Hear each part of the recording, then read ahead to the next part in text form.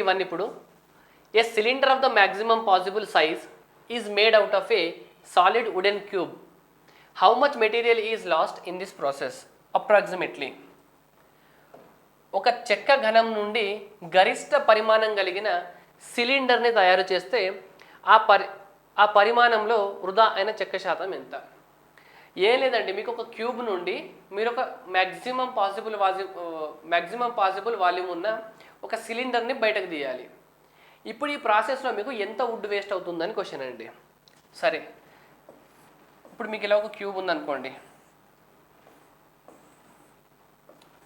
ఇలా ఒక క్యూబ్ ఉంది మీకు. ఓకే, ఇది ఒక క్యూబా మీకు. దీంట్లో నుండి మీరు ఏం తీయాలి? మ్యాక్సిమం పాసిబుల్ వాల్యూమ్ ఉన్న ఒక సిలిండర్ బయటకు తీయాలి కదా. సిలిండర్ ఎలా ఉంటుందండి? మీకు ఇలా సిలిండర్ యొక్క కింద 2 సర్క్యులర్ బేసెస్ ఉంటాయి, ఇలా బయటకు తీయాలి కదా. ఇప్పుడు మీరు క్యూబ్కి కనుక సైడ్ ఏ అనుకున్నారనుకోండి, సిలిండర్కి రేడియస్ ఎంత అవుతుందండి? ఈ పార్ట్ a/2 అవుతుంది కదా మీకు. ఇది మొత్తం ఏవైతే సిలిండర్కి డయామీటర్ ఏ అవుతుంది, రేడియస్ a/2 అవుతుంది. సిలిండర్ హైట్ ఏమవుతుందండి? సిలిండర్ హైట్ అనేది ఈ క్యూబ్ యొక్క సైడ్ అవుతుంది కదా, ఏ అవుతుంది, ఎందుకంటే ఇక్కడ నుండి ఇక్కడ వరకు ఉంది కదా మీకు. ఓకే, ఇప్పుడు మనకి ఏమన్నారు? ఇప్పుడు దీన్ని కనుక బయటకు తీస్తే ఇక్కడ ఎడ్జెస్లో ఇదంతా వాల్యూమ్ మీకు వేస్ట్ అయిపోతుంది కదా. అయితే ఎంత వాల్యూమ్ ఆఫ్ వుడ్ వేస్ట్ అయిపోతుంది ఆ క్యూబ్లో, ఎంత వాల్యూమ్ ఆఫ్ వుడ్ వేస్ట్ అవుతుందని మీ క్వశ్చన్ అండి. సరే, ఇప్పుడు మీరు సిలిండర్ వాల్యూమ్కి క్యూబ్ వాల్యూమ్కి రేషియో తీసుకోండి ఒకసారి. క్యూబ్ వాల్యూమ్ ఎంత అండి? సైడ్ ఏ అంటే క్యూబ్కి సైడ్ ఏ క్యూబ్ కదా. ఓకే, సిలిండర్ వాల్యూమ్ ఎంత చెప్పండి? సిలిండర్ వాల్యూమ్ అంటే πr² కదా, 22/7 ఇంటూ ఆర్ అంటే ఎంత మీకు? a/2 కదా. a/2 హోల్ స్క్వేర్ అంటే a²/4 ఇంటూ హెచ్ అంటే మీకు సిలిండర్ హైట్ ఏ, ఇంతే కదా. సో ఇప్పుడు మీకు ఏ క్యూబ్ క్యాన్సల్ అవుతుందా? ఇది క్యాన్సల్ అయింది. ఏం మిగిలిందండి? 2 టైమ్స్ 2 11 టైమ్స్. సో 11/7 × 2 ఎంత మిగిలింది? 14. ఇది ఏంటండి? Cylinder volume by wood cube volume. మీకు cylinder volume by cube volume కదా. మొత్తం 14 పార్ట్స్ కనుక మీకు క్యూబ్ అయితే మీరు దాంట్లో నుండి బయటకు తీసిన సిలిండర్ వాల్యూమ్ ఎంత? 11. మీకు క్యూబ్ వాల్యూమ్ మొత్తం 14 అయితే 11 వాల్యూమ్ ఉన్న సిలిండర్ని బయటకు తీసినారు. అంటే మిగతా 3 ఏమవ్వాలి? 14లో 3 ఏమైనట్టండి? 3 వేస్ట్ అయిపోయినట్టు కదా.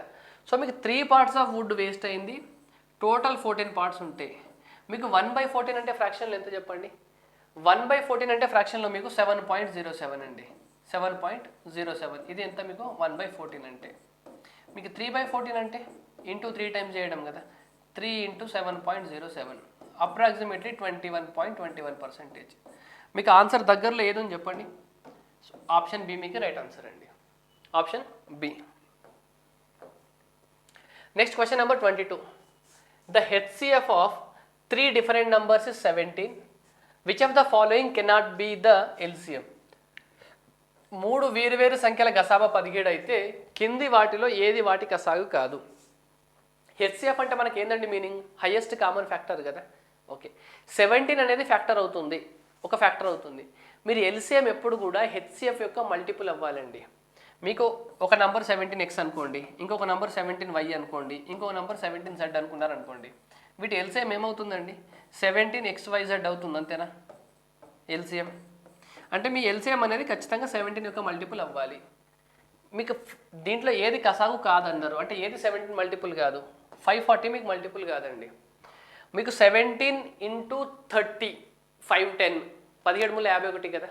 17 × 30 510, 17 × 2 34, 510 + 34 544 అనేది అవుతుంది. 544 మీకు 17 మల్టిపుల్ కానీ 540 కాదు. ఇది మీకు 17², ఇది 17 × 20.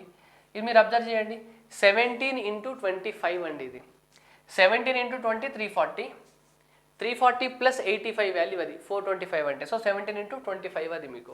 సో మీకు ఆప్షన్ ఏ రైట్ ఆన్సర్ అండి. Next find the value of, simple question కదండి మనకి ఇది.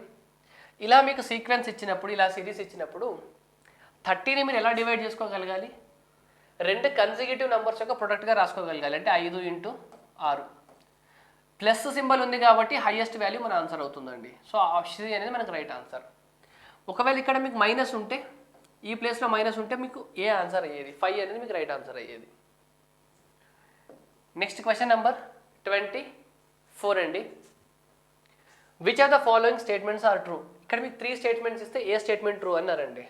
సరే, మీకు ఇచ్చింది ఏముందండి, 65 power 1/6, 17 power 1/4, comma 12 power 1/3.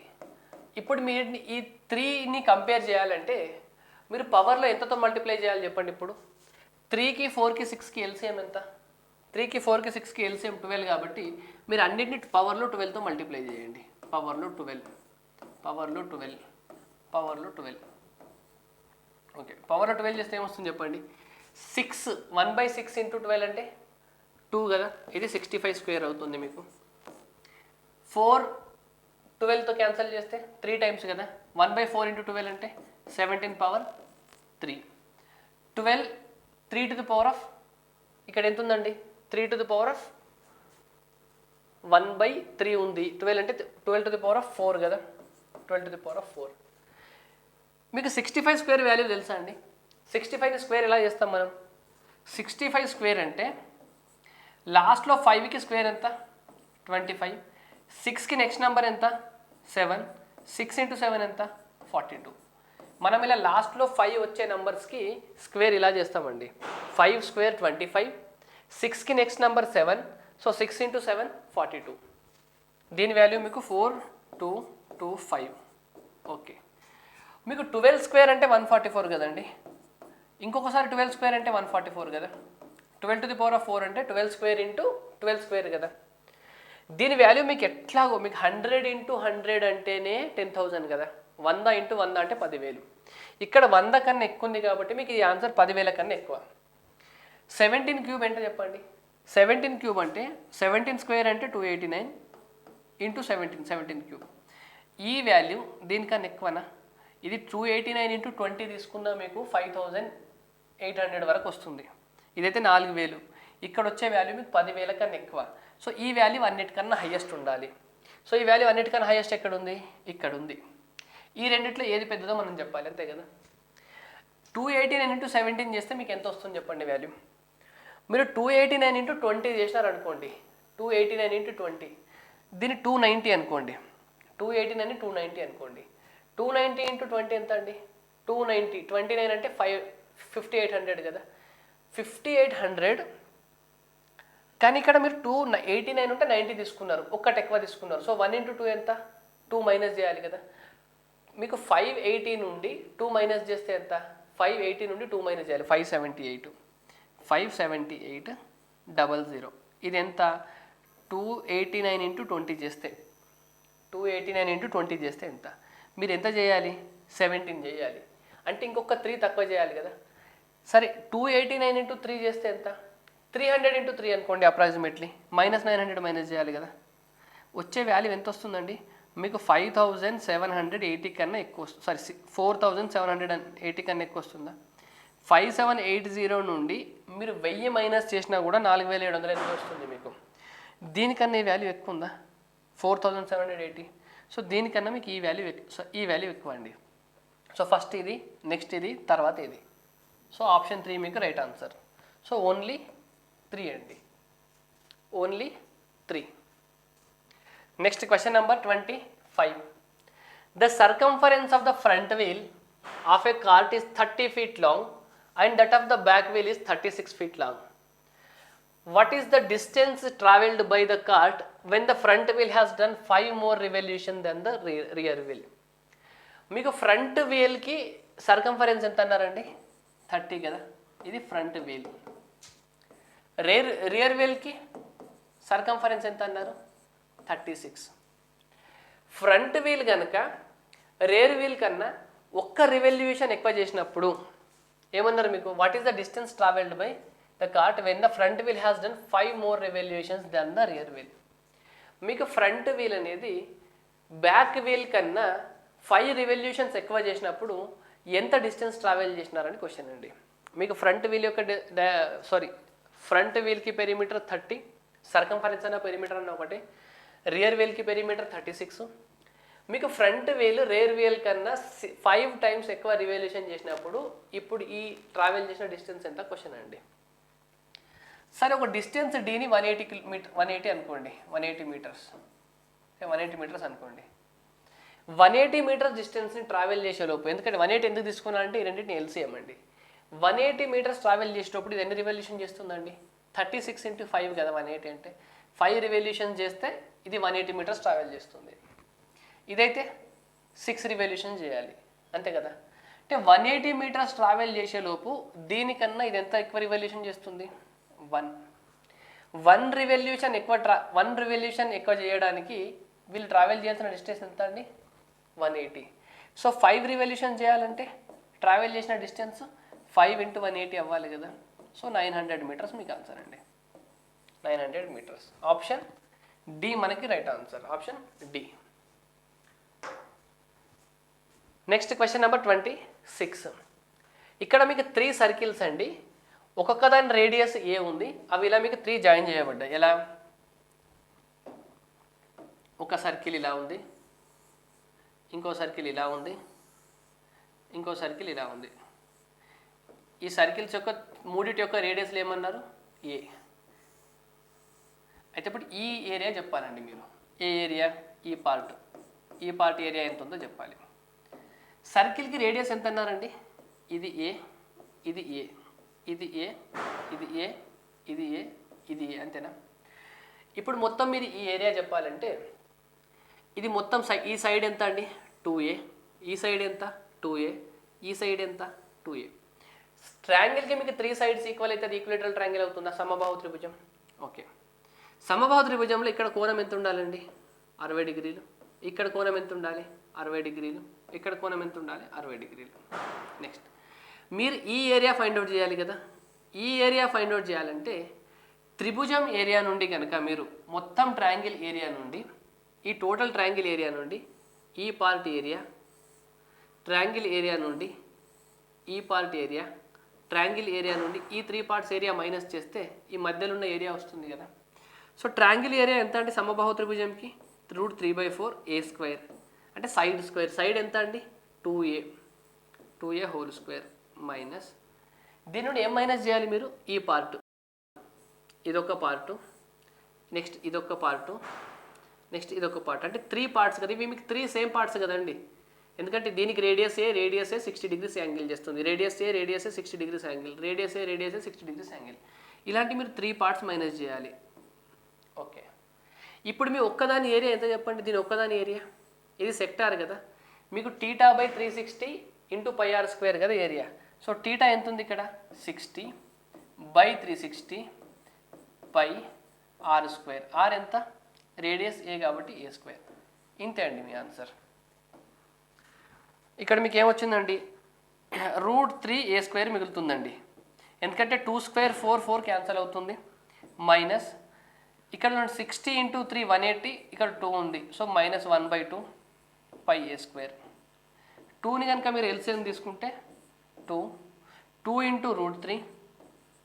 √3 minus π a² common తీసుకోవచ్చు, a². So 2√3 -π/2 a². ఇది మీకు రైట్ ఆన్సర్ అండి, ఆప్షన్ డి మనకి right answer. Next question number 27. 3 lights are flashing at regular intervals. They respectively flash after 9, 18 and 27 seconds. How many times do they together flash in 432 seconds? ఇప్పుడు for example ఇప్పుడు ఒక light 3 లైట్లు ఇప్పుడు flash అయినాయి అనుకోండి ఒకటేసారి. ఇది మీకు 0 సెకండ్ అనుకోండి, ఇది 0th సెకండ్. సరే, ఇప్పుడు 3 లైట్లు ఇప్పుడు ఫ్లాష్ అయినాయండి. దీని తర్వాత మళ్ళీ 3 లైట్లు ఎప్పుడు ఫ్లాష్ అవుతాయండి? ఒక లైట్ ఏమో మీకు 9 సెకండ్స్ తర్వాత, ఇంకో లైట్ ఏమో మీకు 18 సెకండ్స్ తర్వాత, ఇంకోటేమో 27 సెకండ్స్ తర్వాత ఫ్లాష్ అవుతే 3 కలిపి మళ్ళీ ఫ్లాష్ ఎప్పుడు అవుతాయండి? ఎల్సిఎమే కదా వీటికి ఎల్సిఎం. 9, 18, 27కి ఎల్సిఎం ఎంత అండి? 27 × 2, 27 అనుకోవాలి, హైయెస్ట్ వాల్యూ 27 కదా. ఇక్కడ 27ని 9 భాగిస్తుంది, ఓకే వచ్చేసింది. 18లో 9 వచ్చేసింది, ఒక 2 లేదు. సో 27 × 2 54 మీకు ఎల్సిఎం. అంటే మీకు ఫస్ట్ సారి ఫ్లాష్ అయిన తర్వాత 54 సెకండ్స్కి ఒకసారి ఫ్లాష్ అయిపోతుంది కదా. ఫస్ట్ సారి ఫ్లాష్ అయిన తర్వాత 54 సెకండ్స్కి అవుతుంది. ఇలా మీకు 432 సెకండ్లలో ఎన్నిసార్లు ఫ్లాష్ అవుతుందని క్వశ్చన్ అండి. ఇప్పుడు ఎవ్రీ 54 సెకండ్స్కి ఒకసారి అంటే 432/54 చేస్తే ఎంత వస్తుంది మీకు? 8 వస్తుందా? 8 8 5 40, 8 4 32 అంతే కదా. అంటే మీకు ఫస్ట్ సారి ఫ్లాష్ అయిన తర్వాత 54 సెకండ్స్కి ఒకసారి, మళ్ళీ 54 సెకండ్స్కి ఒకసారి, ఈ 8తో పాటు మీరు ఇనీషియల్గా ఒకటిసారి ఫ్లాష్ అవుతుంది చూసినారా, అది కలుపుకుంటే మొత్తం 9 టైమ్స్ అండి. ఫస్ట్ సారి ఫ్లాష్ అయింది, తర్వాత 54 సెకండ్స్కి ఒకసారి, మళ్ళీ 54 సెకండ్స్కి ఒకసారి, అంటే 54 × 2 దగ్గర, మళ్ళీ 54 × 3 దగ్గర, ఇలా మీకు అప్ టు డాష్ 54 × 8 దగ్గర అండి.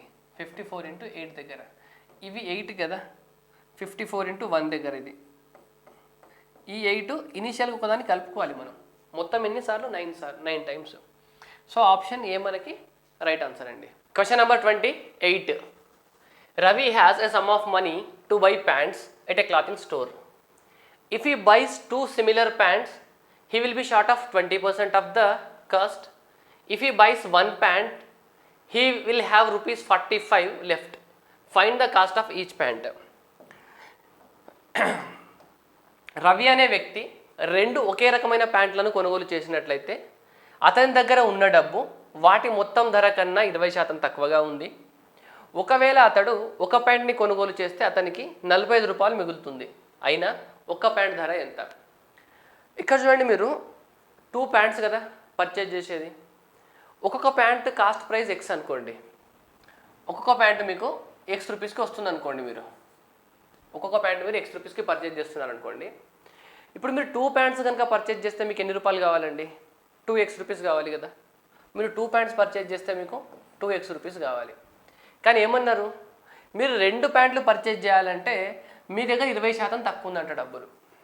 అంటే 2 ప్యాంట్లు పర్చేజ్ చేయడానికి మీ దగ్గర 20% తక్కువ ఉంది. 2 ప్యాంట్లు పర్చేజ్ చేయాలంటే ఎన్ని రూపాయలు కావాలి మీకు? 2x రూపీస్ కావాలి. 2x రూపీస్ లేవు, ఒక 20% తక్కువ ఉంది. 20% తక్కువ ఉందంటే ఎంత ఉన్నట్టు అండి? 80% ఉన్నట్టు కదా. 80% అంటే ఎంత? 2xలో మీ దగ్గర 80% వాల్యూ మీ దగ్గర ఉంది. సో 2x × 4/5 ఇది మీ దగ్గర ఉన్న డబ్బు కదా, అంతే కదా. నెక్స్ట్ ఏమన్నారు, ఒకవేళ మీరు ఒకటే ప్యాంటు కొంటే మీ దగ్గర ఇంకా 45 రూపీస్ మిగులుతుందంట. ఇప్పుడు ఒక ప్యాంటు కొన్నారంటే మీ దగ్గర ఎన్ని రూపాయలు ఉండొచ్చు? x రూపీస్ ఉండొచ్చు. ఇంకో 45 రూపీస్ మిగిలినాయి కదా. సో మీ దగ్గర ఎన్ని ఉన్నట్టు మొత్తం? x + 45. ఫస్ట్ స్టేట్మెంట్ నుండి ఏం చెప్తుంది మీరు? ఫస్ట్ స్టేట్మెంట్ మీ దగ్గర మీకు ఏం చెప్తుందంటే మీ దగ్గర 2x × 4/5 రూపీస్ ఉన్నాయని ఫస్ట్ స్టేట్మెంట్ చెప్తుంది. సెకండ్ స్టేట్మెంట్ ఏం చెప్తుంది మీకు? మీ దగ్గర ఇంత ఉన్నాయని చెప్తుంది. ఈ 2 మీ దగ్గర ఉన్న డబ్బులే కదండి. సో ఈ 2 మీకు ఈక్వల్ అవ్వాలి కదా. సో ఇక్కడ చూడండి, 8x = 5 అటు వెళ్తే 5x + 5 × 45, 5 × 45 ఇంతేనా. ఇటు వస్తే 5x, ఇటు వస్తే 8x - 5x అంటే 3x = 5 × 45. సో 3 ఎన్ని టైమ్స్ అండి? ఇది 15 టైమ్స్. సో x = ఎంత? 75. మనం x ఏమనుకున్నాము? ప్యాంట్ యొక్క ప్రైస్ అనుకున్నాం కదా, 75. ఇది ఒక బేసిక్ మెథడ్ అండి. మనం ఇంకొంచెం ఆలోచించి మన సబ్జెక్ట్ని ఇంకొంచెం ఎన్హాన్స్ చేసుకోవాలంటే దీన్ని ఇంకెలా ఆలోచించవచ్చు అంటే, ఇప్పుడు మీ దగ్గర 2 ప్యాంట్స్ ఉన్నాయి కదా. 2 ప్యాంట్స్ మీరు కొన్నప్పుడు మీ దగ్గర 20% తక్కువ ఉంది కదా. దీన్ని మీరు ఇలా అర్థం చేసుకోవచ్చా? ఫస్ట్ ప్యాంట్ కొనడానికి మీ దగ్గర 20% తక్కువ ఉంది, సెకండ్ ప్యాంట్ కొనడానికి కూడా మీరు 20% తక్కువ ఉంది అనుకోవచ్చా? మీరు 2 ప్యాంట్లు కొనడానికి మీరు మొత్తం కాస్ట్ ప్రైస్ పైన మీ దగ్గర 20% తక్కువ ఉంది కదా. ఇదే స్టేట్మెంట్ని మీరు ఫస్ట్ ప్యాంట్ కొనడానికి 20% తక్కువ ఉంది, సెకండ్ ప్యాంట్ కొనడానికి 20% తక్కువ ఉందని అనుకోవచ్చు కదా. సరే, ఫస్ట్ ప్యాంట్ కొనడానికి 80% ఉంది మీ దగ్గర డబ్బులు. ఫస్ట్ ప్యాంట్లో 80% డబ్బులు మీ దగ్గర ఉన్నాయి, సెకండ్ ప్యాంట్లో 80% డబ్బులు మీ దగ్గర ఉన్నాయి. 2 ప్యాంట్ల యొక్క సేమ్ రేట్ ఉంది. నేను ఏమంటానంటే, ఫస్ట్ ప్యాంట్ దగ్గర 80% ఉన్నాయి, సెకండ్ ప్యాంట్ కొనడానికి 80% ఉన్నాయి కదా. సెకండ్ ప్యాంట్లో ఉన్న 80%లో ఒక 20% మీరు ఫస్ట్ ప్యాంట్కి ఇచ్చేసేయండి. ఫస్ట్ ప్యాంట్ ఎంత అవుతుంది? 100% అవుతుందా? అంటే ఒక ప్యాంట్ కొన్నట్టు. ఒక ప్యాంట్ కొనేసినారు, మీ దగ్గర ఎంత మిగిలింది? ఇప్పుడు ఇంకా 60% మిగిలింది. సెకండ్ ప్యాంట్ కొనడానికి మీకు 80% ఉంటే 20 ఫస్ట్ ప్యాంట్కి ఇచ్చేసినారు కదా. ఎంత మిగిలింది మీ దగ్గర? 60% మిగిలిందా? మీకు సెకండ్ స్టేట్మెంట్ ఏమన్నారు చూడండి, ఒక ప్యాంట్ కొంటే మీ దగ్గర ఎన్ని రూపాయలు మిగులుతున్నాయంట? 45 రూపాయలు మిగులుతున్నాయంటే కదా. మీరు ఒక ప్యాంట్ కొంటే మీ దగ్గర ఎంత పర్సెంట్ మిగిలింది? 60% మిగిలింది కదా. సో 60% వాల్యూవే మీకు 45 రూపీస్ అయితే 100% వాల్యూ ఎంత? ఇదే కదా క్వశ్చన్ మీకు. సో ఇది 3 పార్ట్స్, ఇది 5 పార్ట్స్, 3 15 టైమ్స్ 5 × 15 75 వచ్చింది ఆన్సర్ మీకు. ఇప్పుడు ఇదేమో మీకు ఓవరాల్గా చేయడం అండి. మీరు ఎక్స్ అనుకోకుండా ఏమనుకోకుండా చేసే పద్ధతి ఇది. ఇది మీకు చాలా స్పీడ్గా అయిపోతుంది. అదేమో మనకు బేసిక్ మెథడ్, ఎలా అయినా ఆలోచించవచ్చు మనం. సో ఆప్షన్ సి మనకి రైట్ ఆన్సర్ అండి. Next question, question number 29. Which of the following has most number of divisors? Divisors అంటే మనకు ఫ్యాక్టర్సే కదండి. కింది వాటిలో వేటికి ఎక్కువ ఫ్యాక్టర్స్ ఉన్నాయని క్వశ్చన్ అండి. సరే మనం ఫ్యాక్టర్స్ ఎలా కనుక్కుంటామండి? ఇప్పుడు 99 ఉంది, దీన్ని మీరు 11 × 9గా రాయొచ్చా? సో దీన్ని మళ్ళీ 11 × 3² రాయొచ్చా? ఓకే. పవర్లో 1 ఉంది. సో మీకు టోటల్ నెంబర్ ఆఫ్ ఫ్యాక్టర్స్ అంటే 1కి 1 యాడ్ చేయడం ఇంటూ 2కి 1 యాడ్ చేయడం. సో 3 × 2 అంటే ఇక్కడ 6 వచ్చింది. మీకు 101 అనేది మీకు ప్రైమ్ నెంబర్ అండి. సో దీనికి ఎలాగో ఫ్యాక్టర్స్ తక్కువ ఉంటాయి, ఇది మీకు ప్రైమ్. 176 అంటే మీకు ఇక్కడ చూడండి, 4లో క్యాన్సిల్ అవుతుంది కదా, 4 4 జా సరే 11లో అవుతుంది చూడండి ఈజీగా, 11 ఉంది కాబట్టి 11 1 టైమ్స్, 11 6 టైమ్స్, అంతే కదా. నెక్స్ట్ 11 ఇది 2 to the power of 4. Number of factors అంటే ఇక్కడ పవర్లో 1 ఉంది కాబట్టి 1 + 1 × 4 + 1. సో 5 × 2 ఎంత? ఇక్కడ మీకు 10 వచ్చినాయి ఫ్యాక్టర్స్. 182. దీన్ని ఎలా రాయొచ్చు మనం? ఇది 11లో అయితే క్యాన్సిల్ అవ్వదండి. 2 × 91.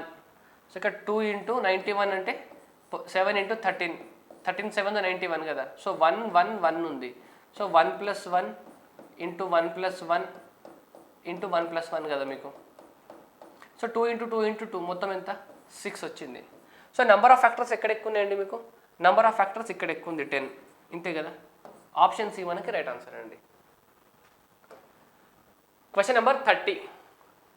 2 cm of rain has fallen on a square kilometer land, assuming that 50% of the raindrops could have been collected and contained in a pool having a 100 meter by 10 meter base.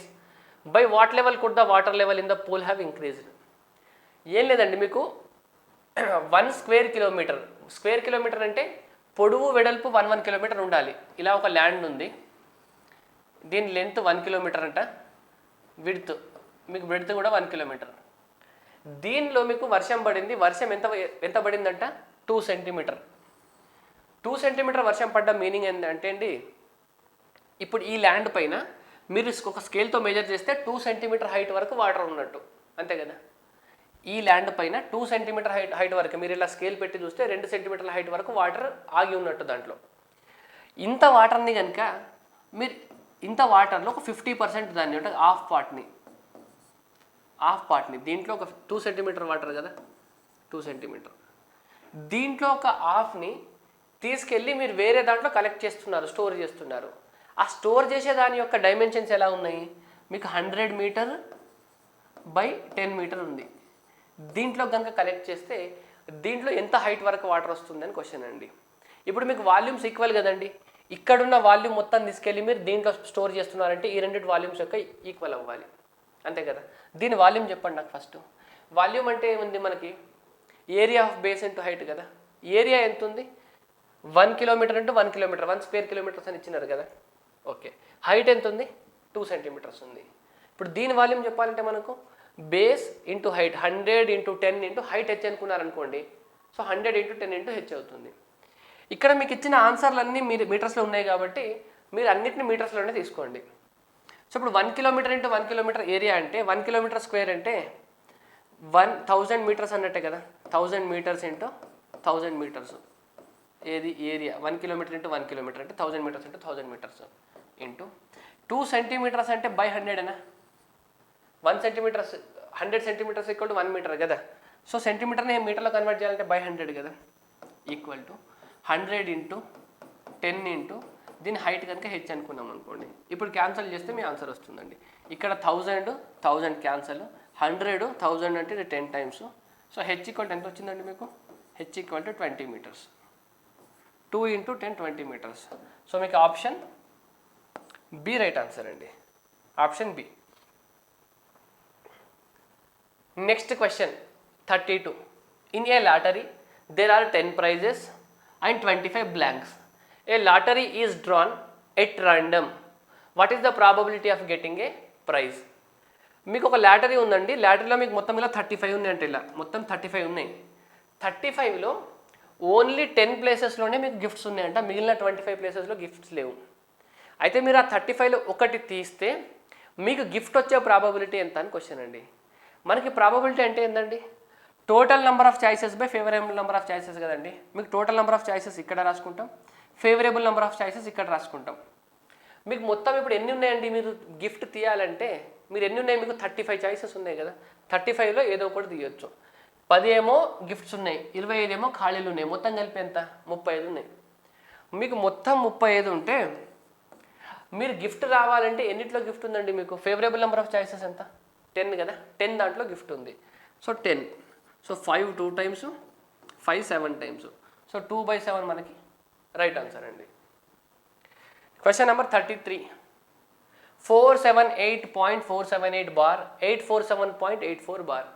మీరు ఇలాంటి question చేస్తున్నప్పుడు సింపుల్గా 478 point ఏముంది మీకు 478 ఉంది కదా, 478 next 847.84. ఇప్పుడు ఈ సమ్ చేస్తున్నప్పుడు మనం ఏం చేయాలంటే, బార్ ఇక్కడ ఎన్ని టర్మ్స్ పైన ఉందండి 3, ఇక్కడ 2, 3కి 2కి ఎల్సిఎం ఎంత, ఎల్సిఎం ఆఫ్ 2, 3, 2, ఎల్సిఎం ఆఫ్ 3, 2 6 కదా. మీకు 6 డిజిట్స్ కన్నా ఎక్కువ వరకు ఎక్స్పాండ్ చేసుకోవాలండి. అంటే ఇక్కడ 3 డిజిట్స్ వచ్చినాయి, 478, మళ్ళీ 478, ఇలా 478, 6 డిజిట్స్ అయితే ఖచ్చితంగా రాసుకోవాలి. 6 డిజిట్స్ తర్వాత ఇలా ఒక డ్రా చేసుకోండి. తర్వాత 84, 84, 84, 84 ఇక్కడ వరకు సరిపోతుంది. మీరు 6 డిజిట్ వరకు అయితే ఖచ్చితంగా రాసుకోవాలి. దాని తర్వాత ఒకటి రెండు రాసుకోండి. సమ్ చేస్తే 7 + 4 ఎంత అండి 11, 1 carry. 8 + 4 12 + 1 13, 1 carry. 8 + 4 + 1 13, 1 carry. 7 + 8 15 + 1 16, 1 carry. 4 + 4 8 9, 8 + 8 16, 1 carry. 7 + 5 12, 1 carry.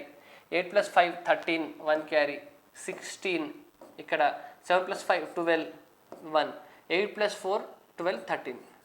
So ఇక్కడ చూడండి 13 26.326963 వీటిపైన మొత్తం బార్ వస్తుందండి మీకు. మళ్ళీ వీటిపైన మళ్ళీ బార్ వస్తుంది ఇదంతా. దాని తర్వాత మళ్ళీ మీకు రిపీట్ అవుతుంది. ఇక్కడ 3 ఉంది కదా, ఇక్కడ 1 అనిపిస్తుంది కానీ మీరు ఇటు సైడ్ నుండి మళ్ళీ క్యారీ తీసుకుంటే ఇక్కడ 2 అవుతుంది. సో 1326.326963 ఎక్కడుంది, ఆప్షన్ డీలో ఉంది మీకు. ఆప్షన్ డి మనకి రైట్ ఆన్సర్ అండి. Question number 34, Navya buys a certain number of toys at 12 per ₹9 and same number of toys at 18 per ₹9. If she sells them at 18 per ₹15, does she gain or loss and by what percentage? సరే, ఏం చేస్తుందంట అండి, కొన్ని toys కొంటుందంట నవ్య. ఇక్కడ మీరు quantity రాసుకోండి. Quantity ఇది మీకు ప్రైస్, అంతేనా. ఎలా కొంటుందంట, 9 రూపాయలకి 12 బొమ్మలు కొంటుంది, అంతేనా. క్వాంటిటీ ఎంత 12 బొమ్మలు, ప్రైస్ ఎంత 9 రూపీస్. నెక్స్ట్ ఏమన్నారు, అంతే సంఖ్యలో 9 రూపాయలకి 18 కొన్నదంట. అంటే ఇంకా 9 రూపాయలు ఖర్చు చేసి 18 బొమ్మలు కొన్నది. ఇంకే ఏమన్నారండి, సేమ్ నెంబర్ ఆఫ్ కదా టాయ్స్ కొన్నది. ఫస్ట్ ఏమో 12 టాయ్స్ కొంది, సెకండ్ ఏమో 18. ఇవి రెండు సేమ్ ఉండాలి. మన క్వశ్చన్లో సేమ్ అన్నారు కదా. నవ్య కొన్ని బొమ్మలను 9 రూపాయలకి 12 ప్రకారం మరియు అంతే సంఖ్యలో 9 రూపాయలకి 18 ప్రకారం. 9 రూపాయలకు 18, 9 రూపాయలకు 12 కదా. ఈ రెండు సేమ్ ఉండాలన్నారు. సేమ్ క్వాంటిటీ కొన్నారంటే దీన్ని మీరు × 3 చేస్తే, దీన్ని × 2 చేస్తే 36 కొన్నది, ఇక్కడ 36 కొన్నది అనుకోవచ్చా. ఇక్కడ 36 × 3 అయింది కాబట్టి ఇవి కొనడానికి 27 రూపాయలు ఖర్చు అయ్యి ఉండాలి. ఇక్కడ × 2 అయింది కాబట్టి ఇక్కడ కూడా × 2 చేయాలి కదా. 18కి కొంటే 9 రూపాయలకు వస్తుంది, 36 కొంటే 18 రూపాయలకు కదా. సో ఇప్పుడు ఆమె మొత్తం ఎన్ని కొందండి, 36 72 కొంది కదా. ఆమె ఎలా అమ్మిందంట, 15 రూపాయలకి 18 ప్రకారం అమ్మింది. 15 రూపాయలకి 18 ప్రకారం అమ్మింది. అంటే 18 అమ్మితే 15 రూపాయలు వచ్చినాయి ఆమెకి. ఆమె కొన్నది ఎంత, 36 + 36 72 కదా. 72 అమ్మాలంటే 18 × 4 కదా. ఇక్కడ × 4 చేస్తే 60 రూపాయలు, అంతే కదండి. 72 అమ్మితే ఆమెకి ఎంత వచ్చింది, 60 వచ్చింది. ఇక్కడ 36 అమ్మితే ఎంతకు వచ్చింది, 9 × 3 వచ్చింది. 36 అమ్మితే 9 × 2 మొత్తం ఎంత ఆమెకు వచ్చింది, 9 × 5 వచ్చినట్టేనా. ఆమెకు వచ్చింది మొత్తం ఎంత, 9 5 ఎంత 45. ఆమె కొన్నది ఇంతకి, అమ్మింది ఎంత 60. రేషియో చెప్పండి, 3:4. ఇంతే కదా 3:4. 3 కాస్ట్ ప్రైస్ అయితే 4 మీకు సెల్లింగ్ ప్రైస్. ఎంత లాభం? 1 లాభం 1/3 పైన 1/3 అంటే మీకు 33 1/3 గెయిన్ అన్నట్టు అండి. ఆప్షన్ 3 మనకి right answer. Question number 35. A fort had provision of food for 150 men for 45 days. After 10 days 25 men left the fort. Then number of days for which the remaining food will last is. ఒక కోటలో 150 మందికి 45 రోజులకు వసతి కలదు. 10 రోజుల తర్వాత 25 మంది కోట వదిలి వెళ్ళారు. మిగిలిన ఆహారం ఎన్ని రోజులకు వస్తుంది? మీది ఒక ఇంపార్టెంట్ క్వశ్చన్ అండి ఇది. మీకు ఈ టైప్ ఆఫ్ క్వశ్చన్ మీకు రెగ్యులర్గా వస్తూనే ఉంటాయి ఎగ్జామ్లో. సో ఫస్ట్ ఏమన్నారండి, 150 మెంబర్స్కి, ఎంతమందికి? 150 మెంబర్స్కి 45 డేస్కి ఉందంట అకామిడేషన్ అక్కడ. 150 మెంబర్స్ 45 డేస్ తినేంత ఫుడ్ ఉంది అక్కడ. ఏం జరిగింది? 10 రోజుల తర్వాత 25 మంది కోట వదిలి వెళ్ళిపోయారు. అంటే ఈ 10 రోజులు అయితే అందరు ఉన్నారు కదండి. 150 మెంబర్స్కి, ఇది నంబర్ ఆఫ్ మెన్, ఇది డేస్ కదా. 150 మెంబర్స్కి 45 డేస్ ఉంటే ఈ 150 మెంబర్స్ 10 డేస్ వరకు అయితే ఉన్నారు కదండి. 10 డేస్ వరకు ఉంటే ఎంత మిగులుతుందండి ఫుడ్? ఇంకా 150 × 45 - 10 అంటే ఇంకా ఎన్ని రోజులకు సరిపడా ఫుడ్ మిగులుతుంది కదా. 150 × 35 డేస్కి సరిపడా ఫుడ్ మీకు మిగులుతుంది. ఇప్పుడు ఏం జరిగింది? 25 మెంబర్స్ వెళ్ళిపోయినారు. 25 మెంబర్స్ వెళ్ళిపోయినారంటే ఇంకెంతమంది ఉంటారు? 125 మెంబర్స్ ఉంటారా? ఇంత ఫుడ్ 125 మెంబర్స్కి ఎన్ని డేస్ సరిపోతుందని క్వశ్చన్ అండి. 25 5 టైమ్స్, 25 6 టైమ్స్, 5 7 టైమ్స్. సో 7 × 6 ఎంత అండి? D = 42 డేస్కి సరిపోతుంది మిగిలిన ఫుడ్. సో మీకు ఆప్షన్ సి రైట్ ఆన్సర్ అండి. Option C. Next question number 36. The ratio of the bank balance of 3 brothers A, B and C is 10:12:5. B transfers rupees 60,000 from his accounts to C's. The new ratio of the bank balances becomes 10:9:8. What is the bank balance of A in rupees? ఇక్కడ మీకు A, B, Cలు ముగ్గురికి బ్యాంకులలో ఎంతెంత డబ్బులు ఉన్నాయో ratio ఇచ్చినారండి. ABCకి ఎంత? 10:12:5. 10:12:5 ఇంతేనా? తర్వాత ఏం జరిగిందండి? బి కొంత సొమ్ముని సి ఖాతాకు రూ. 60,000 పంపితే, బి తన సొమ్ముని సి ఖాతాకు 60,000 పంపితే నిష్పత్తి 10:9:8 చేంజ్ అయిందంట. 10:9:8 చేంజ్ అయింది. ఇప్పుడు మీకు ఏ దగ్గర ఎంత ఉందో, ఏ బ్యాంక్ అకౌంట్లో ఎంత ఉందో, ఇంతకుముందు ఎంత ఉందో ఇప్పుడు అంతే ఉంది కదండి. ఎందుకంటే బి సికి పంపినాడు. సో బి దగ్గర తగ్గాలి, సికి పెరగాలి, అంతే కదా. ఏ దగ్గర చేంజ్ ఏమి ఉండద్దు కదా. ఇంతకుముందు ఏ దగ్గర 10 ఉంటే ఇప్పుడు ఏ దగ్గర ఎంత ఉందండి? 10 ఉంది కదా. ఓకే. ఇంతకుముందు బి దగ్గర 12 ఉంటే ఇప్పుడు 9 అయింది, తగ్గాలి కదా. బి నుండి మీరు ఎవరికి ట్రాన్స్ఫర్ చేసినారు? సికి కదా. ఎంత తగ్గాలి చెప్పండి? ఎంత తగ్గింది? 3 తగ్గింది. సికి ఏమవ్వాలి? పెరగాలి, ఎందుకంటే బి నుండి మీకు సి అకౌంట్లో డబ్బులు వచ్చినాయి కాబట్టి. సికి పెరిగిందా? పెరిగింది. ఎంత పెరిగింది? 3 పెరిగిందా? ఇక్కడ ఎంత తగ్గిందో ఇక్కడ అంతే పెరిగిందా? సో ఇప్పుడు మీకు 3 పార్ట్స్ పెరిగింది. ఎంత ట్రాన్స్ఫర్ చేసినాడండి బీసీకి? 60,000 కదా. 3 పార్ట్స్ వాల్యూవే మీకు 60,000 అండి. 3 పార్ట్స్ వాల్యూ 60,000 అయితే ఏం కనుక్కోమన్నారు మీకు? ఏ అకౌంట్లో ఎంత ఉంది? ఏ అకౌంట్లో ఎంత ఉందండి? 10 పార్ట్స్ ఉంది. 10 పార్ట్స్ వాల్యూ ఎంత? ఇంటూ 20 అయింది కాబట్టి ఇంటూ 20 అంటే మీకు 2 lakhs అండి. 200,000,000. ఆప్షన్ బి మీకు right answer. Option B. Question number 37.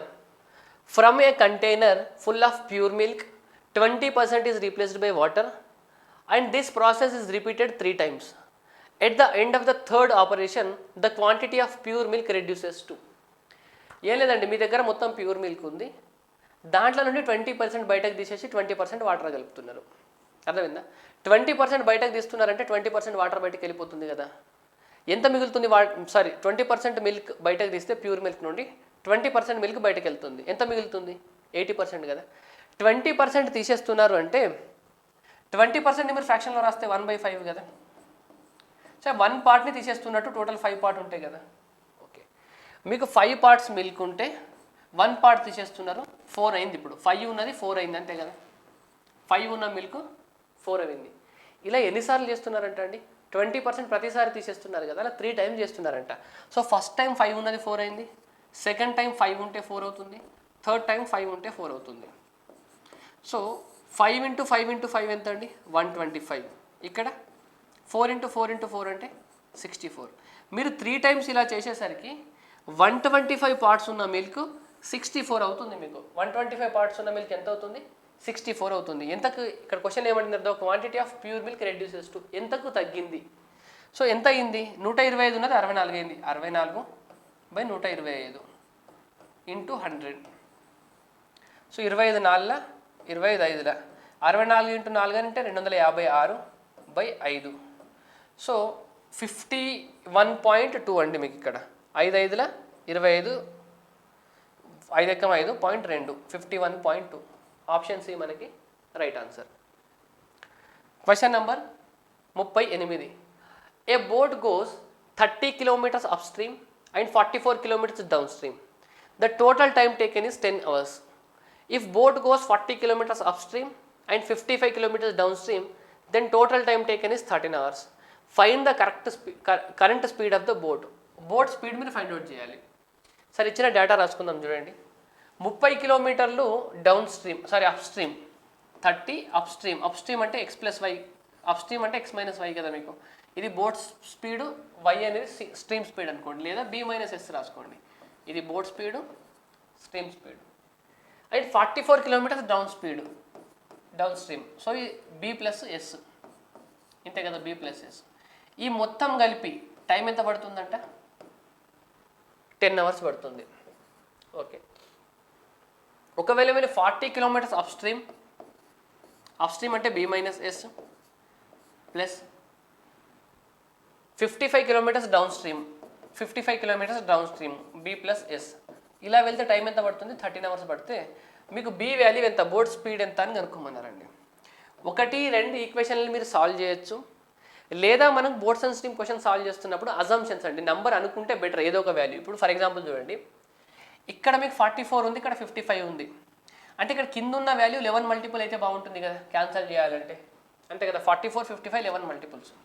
నేను ఇక్కడ వాల్యూ కనుక 11 తీసుకున్నాను అనుకోండి, ఇది 11 4 టైమ్స్ క్యాన్సల్ అవుతుంది కదా. ఇక్కడ 4 10 ఉంది, అంటే ఇక్కడ ఎంత రావాలి మీకు? 6 రావాలి, అంతేనా? 6 + 4 10 అవ్వాలి. 6 30ని ఎంతతో డివైడ్ చేస్తే మీకు 6 వస్తుందండి. ఇక్కడ 5 అవ్వాలా? 5 30ని క్యాన్సల్ చేస్తే 6 వస్తుందా?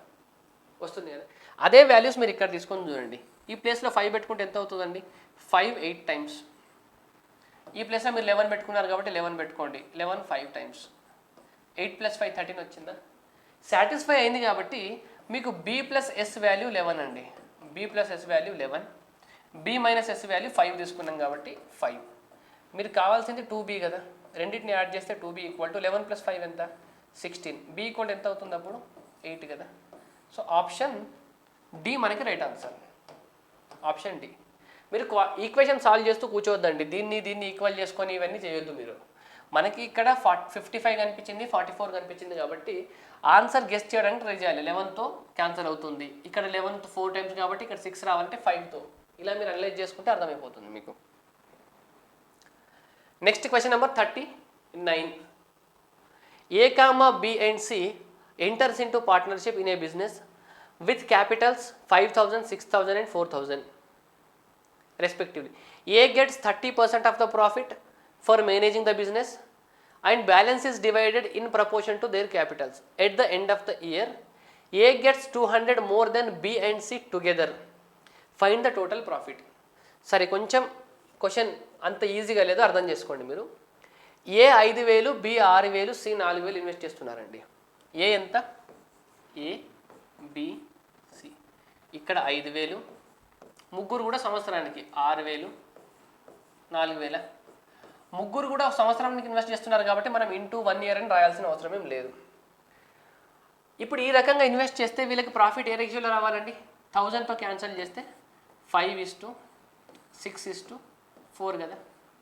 ఈయనకు 5 parts వస్తే, ఈయనకు 6 parts వస్తే, ఈయనకు 4 parts రావాలి. అయితే ఏం జరిగిందంట, ఈ బిజినెస్ మొత్తాన్ని రన్ చేసేది ఏ అనే పర్సన్. అయితే 30% లాభంలో 30% ఏ అనే పర్సన్ తీసుకొని మిగిలింది వాళ్ళు ఈ రేషియోలో పంచుకుంటారండి. ఈ బిజినెస్ మొత్తాన్ని రన్ చేసేది ఎవరు? ఏ. సో ఏ ఏం చేస్తున్నారంటే లాభంలో 30% తీసేసుకొని మిగిలిన లాభాన్ని అంటే 70% లాభాన్ని 5:6:4 రేషియోలో పంచుకుంటున్నారు, వాళ్ళ ఇన్వెస్ట్మెంట్ రేషియోలో పంచుకుంటున్నారు. ఓకే, ఈ ప్రాసెస్లో ఏకి బి కామా సి కన్నా ₹200 ఎక్కువ వచ్చింది అంట. బీసీ కన్నా ఎంత ఎక్కువ వచ్చింది? 200 ఎక్కువ వచ్చింది. అయితే మీకు వచ్చిన టోటల్ ప్రాఫిట్ ఎంత కదా? వాళ్ళకి ఏ రేషియోలో పంచినామండి మనం? 30% ఏకి ఇచ్చేసిన తర్వాత ఏబీసీలకు ఎలా పంచినాం మనము? మిగిలిన 70% పంచినాం కదా. ఫర్ ఎగ్జాంపుల్ ఏకి 5, బికి 6, సికి ₹4 వచ్చినాయి అనుకోండి. మొత్తం ఎంత? 15. ఈ 15 అనేది ఏంటండి? 70% వాల్యూ కదా. వాళ్ళకి పంచింది 70%. ఈయనకు ₹5 ఇచ్చి, ఈయనకు ₹6 ఇచ్చి, ఈయనకు ₹4 ఇచ్చినారు అనుకోండి. ముగ్గురు కలిపి ఎంత పంచినారు మీరు? 15 పంచినారు. ఈ 15 అనేది 70% కదా, మీరు మొత్తం పంచలేదు. 15 అనేది 70%. 70% వాల్యూ 15 అయితే 30% వాల్యూ ఎంత అవ్వాలండి మీకు? 0 క్యాన్సల్. 3×5 = 15/7. 15/7 30% వాల్యూ. ఇంతే కదా. ఈ 30%ని ఎవరికి ఇచ్చినారు మీరు? ఈ 30% ఏకి ఇచ్చినారు కదా. ఏకి ₹5 వస్తూ ఇంకొక 15/7 ఎక్కువ వచ్చినట్టేనా? అంటే 70% వాల్యూనేమో మీరు పంచినారు, ₹5, ₹6, ₹4 లాగా పంచినారు. మొత్తం ఎంత? ఇది 15. ఈ 15 అనేది మీరు పంచింది ఓన్లీ 70% వాల్యూవే కదా. 70% వాల్యూ 15 అయితే మిగిలిన 30% ఎవరికి ఇచ్చినారు? ఇతనికి ఇచ్చినారు కదా. 70% ఇంత అయితే 30% ఇంత అవ్వాలా? ఈ అమౌంట్ మీరు ఏకి ఇచ్చినారు, ఎందుకు? బిజినెస్ రన్ చేస్తున్నందుకు. ఇప్పుడు వీళ్ళకి వచ్చిన మొత్తం ప్రాఫిట్ ఎంత అండి? 5 + 6 + 4 15 + 15/7. మొత్తం ప్రాఫిట్ ఎంత? 15 + 15/7. ఇది టోటల్ ప్రాఫిట్. అంతేనా? ఎలా రాయొచ్చు ఇది? 15 × 7 అంటే 105, 120/7 అంతే కదా. 120/7. టోటల్ ప్రాఫిట్ ఏమో 120/7 అండి టోటల్ ప్రాఫిట్. ఇంకేమన్నారు మీకు? ఏ మరియు బి, ఏకు బి మరియు సిల కన్నా 200 ఎక్కువ వచ్చిందంట కదా. ఏకి ఎంత వచ్చింది చెప్పండి? ఏకి వచ్చింది ఇంతేనా మీకు? ఇది ఏకి వచ్చింది. బి + సికి వచ్చింది ఎంత? 6 + 4. ఇది బి + సికి వచ్చింది, ఇది మీకు ఏకి వచ్చింది. ఇంతే కదా. ఏడైతే 35 + 15 50. 50/7 ఏకి వచ్చింది, వీళ్ళకి 10 వచ్చింది. 6 + 4 10. ఏకు బి మరియు సిల మొత్తం కంటే 200 ఎక్కువ వచ్చింది. 7×5 35, 40 + 50/7 అవ్వాలి. ఈయనకి 6 + 4 10 అవ్వాలి. అలా అంటే ఈయనకే తక్కువ వచ్చినట్టు కదా ఆ లెక్కన. 5:6:4.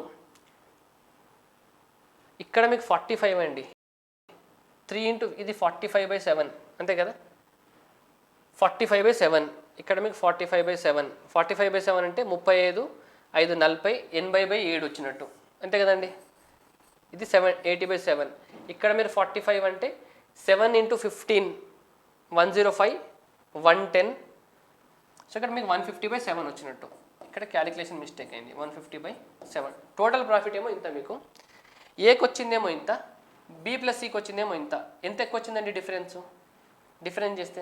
7 డినామినేటర్లో 80 - 70 అంటే 10/7 కదా. ఓకే, 10/7 ఎక్కువ వచ్చింది. టోటల్ అయితే ఎంత? మీకు 10/7 వాల్యూ ఎంత అన్నారు? 10/7 వాల్యూ మీకు 10/7 వాల్యూ ఏమో 200 అన్నారండి. అప్పుడు 150/7 వాల్యూ ఎంత? ఇది చెప్తే సరిపోతుంది కదా మీకు. ఇక్కడ చూడండి, 7 7 క్యాన్సల్, 0 0 క్యాన్సల్. 150 × 20 అంటే 3000.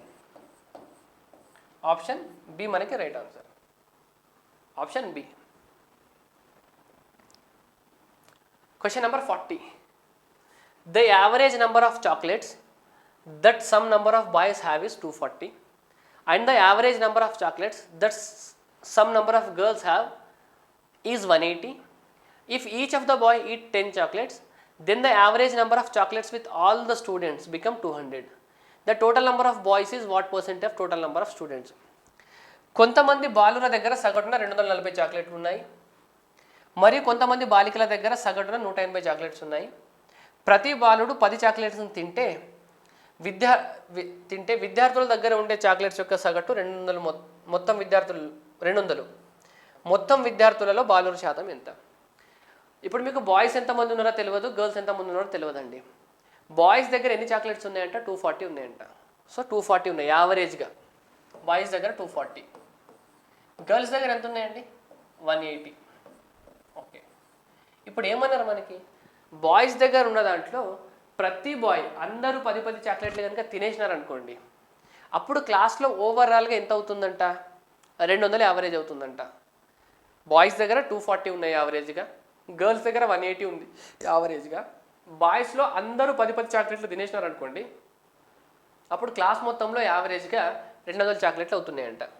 సో బాయ్స్ అందరూ 10 చాక్లెట్లు తినేస్తే బాయ్స్ దగ్గర యావరేజ్ ఎంత అవుతుందండి అంటే, బాయ్స్ దగ్గర 230 ఉంది యావరేజ్గా, గర్ల్స్ దగ్గర చేంజ్ ఏం లేదు, గర్ల్స్ దగ్గర 180 ఉంది.